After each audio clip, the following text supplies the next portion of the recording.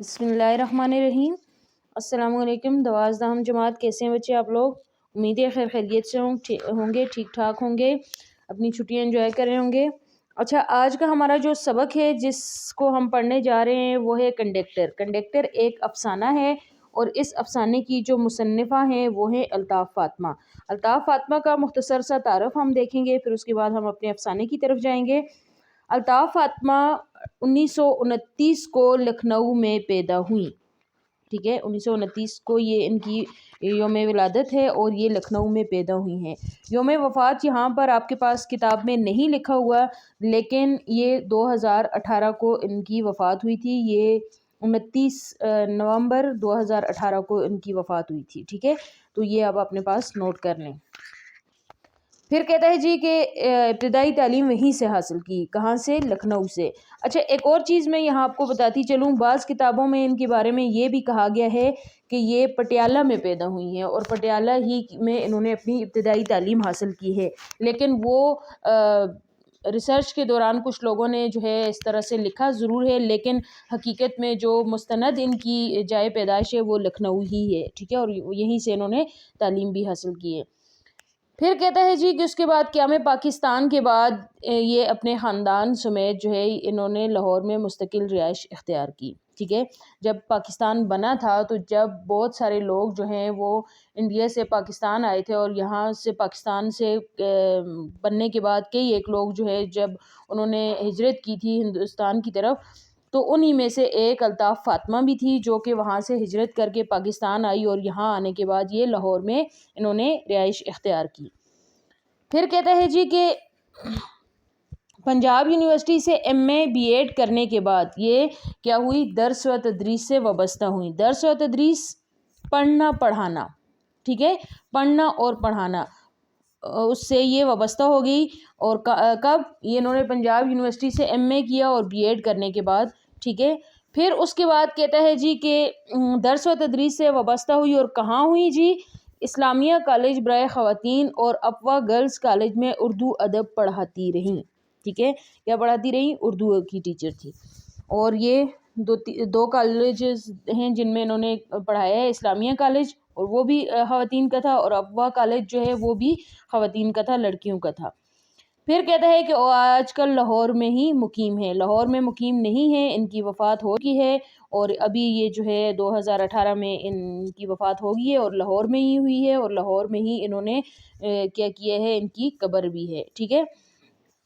ابھی آگے کیا کہتا ہے جی کہ لاہور میں انہوں نے اپنی زندگی بسر کی ہے، لاہور میں ہی رہائش تھی ان کی قیام پاکستان کے بعد، اور لاہور میں ہی انہوں نے وفات پائی ہے۔ تو لاہور ایک ایسا شہر ہے جس کے بارے میں کہا جاتا ہے کہ ادب کے لحاظ سے لاہور جو ہے وہ ہمیشہ سے سرے فہرست رہا ہے، سب سے آگے رہا ہے۔ بہت سارے ادبی لوگ یہاں پر پیدا ہوئے، بہت سارے ادبی یہاں پر میگزین وغیرہ اور ادبی کتابیں چھاپنے کے لیے بہت زیادہ یہاں پر ہیں ادارے ہیں۔ تو ادب سے تعلق رکھنے کے لیے، اس کے علاوہ میڈیا سے تعلق رکھنے کے لیے جو جتنے بھی چینلز ہیں، جتنے بھی ریڈیو پاکستان، یہ ساری چیزیں تقریباً لاہور میں سب سے زیادہ پائی جاتی ہیں۔ لاہور کے لوگ ادب سے زیادہ شغف رکھتے ہیں، اور چونکہ لاہور باقی شہروں میں بھی ہے لیکن لاہور میں چونکہ یہ چیز زیادہ ہے، تو یہاں پر ادبی مجالس، ادبی تحریکیں، یہ چیزیں بھی زیادہ ہوئی ہیں۔ لیکن الطاف فاطمہ وہ شخصیت رہی ہیں جو کہ لاہور میں رہائش ہونے کے باوجود انہوں نے کسی ادبی مجلس، کسی ادبی تحریک کے ساتھ یہ وابستہ نہیں رہی، نہ کبھی گئی ہیں، نہ کبھی جڑی ہیں ان کے ساتھ، نہ کبھی کسی ایک تحریک کے حق میں بات کی ہے، کچھ بھی نہیں۔ اور یہ صرف الطاف فاطمہ ہی نہیں، ہاجرہ مسرور اور خدیجہ مستور جو ہیں ان کی بھی یہ خصوصیت رہی ہے کہ وہ بھی ہمیشہ میڈیا سے دور رہی ہیں، ٹھیک ہے۔ انہوں نے کبھی بھی خود رونمائی نہیں کی ہے کسی بھی ٹاک شو میں، یا اس طرح سے آ کے انہوں نے اپنا بیان وغیرہ نہیں دیے، بات چیت نہیں کی ہے، کسی ادبی تحریک کے ساتھ جڑی نہیں رہی ہیں، ٹھیک ہے۔ پھر کہتا ہے جی کہ ان کے افسانے حقیقت کے ترجمان ہوتے ہیں، ان کے افسانے حقیقت کے ترجمان ہیں، انہوں نے مشرقی عورت کی نفسیات کی ترجمانی کی ہے، ٹھیک ہے. ان کے جو افسانے ہیں وہ بناوٹی نہیں ہیں. میں ہمیشہ آپ کو اکثر کلاس میں یہ بات کرتی رہتی ہوں کہ ہم جو افسانے پڑھتے ہیں، ہم جو ناول پڑھتے ہیں، ہم جو ڈرامے دیکھتے ہیں، وہ ہمیشہ ہماری دنیا سے تعلق نہیں رکھ رہے ہوتے. اس میں جو ہیرو ہوتا ہے وہ بڑا عجیب سا ہوتا ہے، وہ جی ٹائی پہنے ہوئے، ہاتھ میں بریف کیس، یہ ساری چیزیں، تو وہ چیزیں ہماری زندگی سے تعلق نہیں رکھتی ہیں. اس میں جو جذبات احساسات بھی بتائے جاتے ہیں وہ ہمیں لگتا ہے کہ کوئی اور ہی دنیا ہے ساری. لیکن الطاف فاطمہ نے بھی اپنے دیگر کئی ایک ہم عصر مصنفین کی طرح انہوں نے بھی مشرقی عورت کی نفسیات کی ترجمانی کی ہے. ٹھیک ہے، مشرقی عورت جو ہم سب ہیں، تو ہماری کیا نفسیات ہیں، ہماری کیا خصوصیات ہیں، ہماری کیا ضروریات ہیں، اس پر انہوں نے کام کیا ہے، بات کی ہے. پھر کہتا ہے کہ انہوں نے عام معاشرتی مسائل پر قلم اٹھایا ہے اور ان کا حل تلاش کرنے کی کوشش کی ہے، اور چھوٹے چھوٹے جملوں میں اپنا ما فی الضمیر بیان کرتی ہیں. ما فی الضمیر جو دل و دماغ میں آئی ہوئی بات ہو. کیا کہتے ہیں جی کہ انہوں نے کیا کیا ہے، عام معاشرتی مسائل پر بات کی ہے. انہوں نے وہ مسائل اٹھائے ہیں جو بہت ہی مختصر ہوتے ہیں، جو بہت ہی چھوٹے چھوٹے ہوتے ہیں، جن کی طرف کسی عام انسان کا دھیان نہیں جاتا ہے، کسی عام انسان کی نظر میں وہ نہیں آتے ہیں.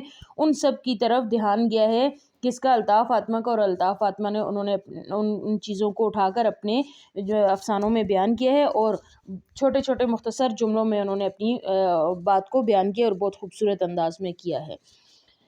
پھر ہے جی افسانے، ان کے افسانے جو ان کی تصنیف ہیں ان پر ہم اگر بات کریں گے تو وہ ہیں جی نشان محفل، دستک نہ دو، چلتا مسافر، یہ ایک ناول ہے. وہ جسے چاہا گیا، جب دیواریں گریہ کرتی ہیں، اور تارے عنکبوت افسانے، یہ ساری ان کی تصنیف ہیں جن کو ہم ابھی جو ہے ادبی دنیا کا ایک حصہ ہیں، اور ادبی دنیا میں ایک بہترین سرمایہ ہے. یہ ابھی ہم ان کا جو سبق پڑھنے جا رہے ہیں وہ ہے کنڈکٹر، اور یہ کنڈکٹر جو ہے یہ ایک افسانہ ہے، اور یہ ان کی کتاب تارے عنکبوت سے لیا گیا ہے. تو ابھی ہم اس کو پڑھنے جا رہے ہیں، لیکن یہ اب میں پڑھاؤں گی انشاءاللہ آپ کو کل. ابھی جو میں آپ کو اس افسانے کا مختصر سا مرکزی خیال بتا دوں اور تھوڑا سا اس کا خلاصہ کرتے ہیں. اس افسانے کا مرکزی خیال یہ ہے کہ دنیا میں جتنے بھی بڑے واقعات، جتنے بھی بڑے کام ہوتے ہیں، ہم ان کا کریڈٹ کسی بڑے شخص کو دیتے ہیں، لیکن اس کے پیچھے چھوٹے لوگ بھی ضرور ہوتے ہیں. کسی بھی ادارے کو چلانے کے لیے، کسی بھی کام کو پورا کرنے کے لیے، کسی بھی چیز کو کامیاب بنانے کے لیے جب بڑے سامنے ہوتے ہیں، ضرور ہوتے ہیں لیڈر، لیکن اس کے پیچھے اس چیز کو کامیاب بنانے کے لیے جو ہاتھ ہوتا ہے وہ چھوٹے چھوٹے ورکروں کا ہوتا ہے. ٹھیک ہے، ہم کہتے ہیں نا فلاں بلڈنگ فلاں انجینئر نے بنائی، انجینئر بناتا ہے لیکن اس کے پیچھے ہاتھ کس کا ہوتا ہے؟ مزدوروں کا ہوتا ہے. ہم کہتے ہیں فلاں جنگ جو ہے وہ فلاں کیپٹن نے، فلاں کرنل نے، فلاں جرنل نے جتوائی ہے، وہ کرنل یا جرنل نے نہیں جتوائی ہوتی، اس کے پیچھے کئی ایک فوجیوں کا بھی خون بہایا ہوا ہوتا ہے.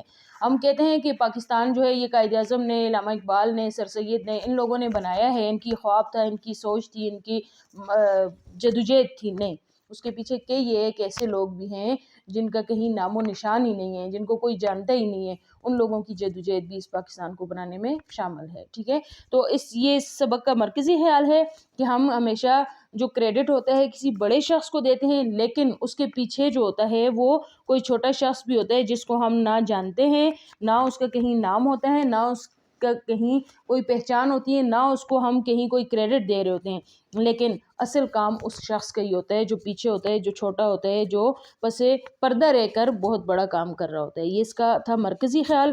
باقی ہم اس کو انشاءاللہ اگلے کلاس میں پڑھیں گے. ٹھیک ہے، شکریہ، اللہ حافظ.